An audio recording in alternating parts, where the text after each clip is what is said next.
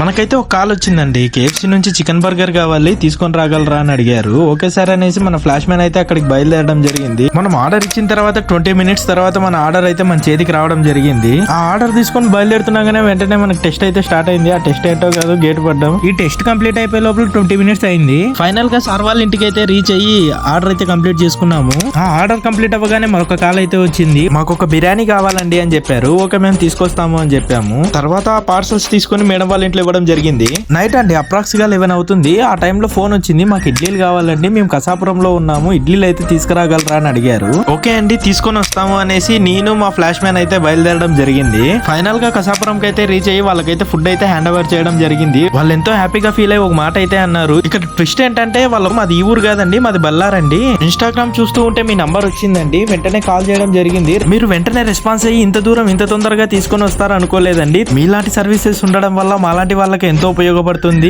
Thank you so much అండి అని చెప్పడం జరిగింది. మీ అందరికీ తెలుసు మన డొనేషన్ బాక్స్ అయితే మన ఆఫీస్ దగ్గరే ఉన్న టీ హౌస్ లో ఏర్పాటు చేయడం జరిగింది అనేసి. మీరు అటు సైడ్ వెళ్ళినప్పుడు లేదా మేము మీ దగ్గరికి వచ్చినప్పుడు మీరు తోచిన సాయం చేశారనుకోండి, ఆపదలో ఉన్న వాళ్ళని కాపాడిన వాళ్ళు అవుతారు. థ్యాంక్ యూ సో మచ్ అండి.